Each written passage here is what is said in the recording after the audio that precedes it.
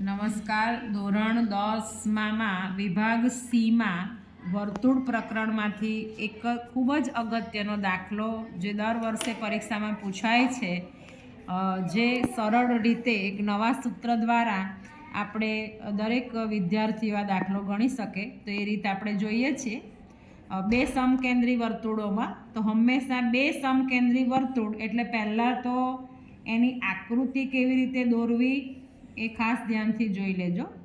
આ એક આપણે વર્તુળ દોર્યું અને આ એક બીજું વર્તુળ દોર્યું અને આ વર્તુળનું કેન્દ્ર.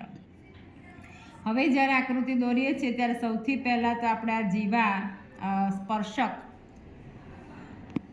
કે આ મોટા વર્તુળની જીવા નાના વર્તુળને સ્પર્શે છે એટલે પહેલાં તો આ આકૃતિ જ ખાસ આપણે તૈયાર કરવી પડે. પહેલાં આ રીતે આકૃતિ દોરતા 5-6 વાર દોરીએ એટલે આપણને યાદ રહી જાય.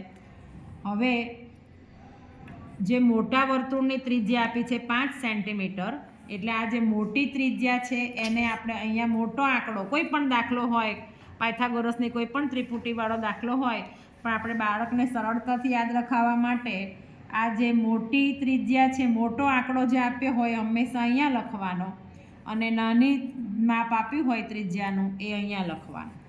હવે આપણે અહીંયા આટલું લખીએ કે ભાઈ OM લંબ AB અને આકૃતિમાં આપણને એક ત્રિકોણ દેખાય છે, ત્રિકોણ OMA. ત્રિકોણ OMA માં M = 90. હવે પાયથાગોરસના પ્રમેય પ્રમાણે આપણે કરીએ છીએ એ રીતે પણ શોધી શકાય અને ડાયરેક્ટ આપણે જો જીવાની લંબાઈ શોધવી હોય તો અહીંયા આપણે શબ્દોમાં લખીએ કે મોટા વર્તુળની ત્રિજ્યા R1 = 5 સેન્ટીમીટર અને નાના વર્તુળની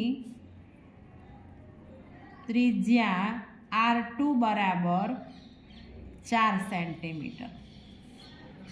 હવે જીવાની લંબાઈ તો આપણે આ એક સૂત્ર દ્વારા 2 ગુણ્યા વર્ગમૂળમાં મોટા વર્તુળની ત્રિજ્યાનો વર્ગ ઓછા નાના વર્તુળની ત્રિજ્યાનો વર્ગ.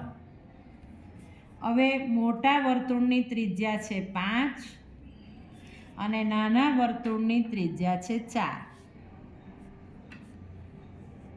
5નો વર્ગ 25, 4નો વર્ગ 16.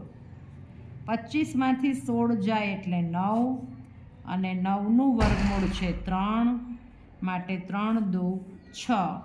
માટે જીવા ABની લંબાઈ 6 સેન્ટીમીટર થાય.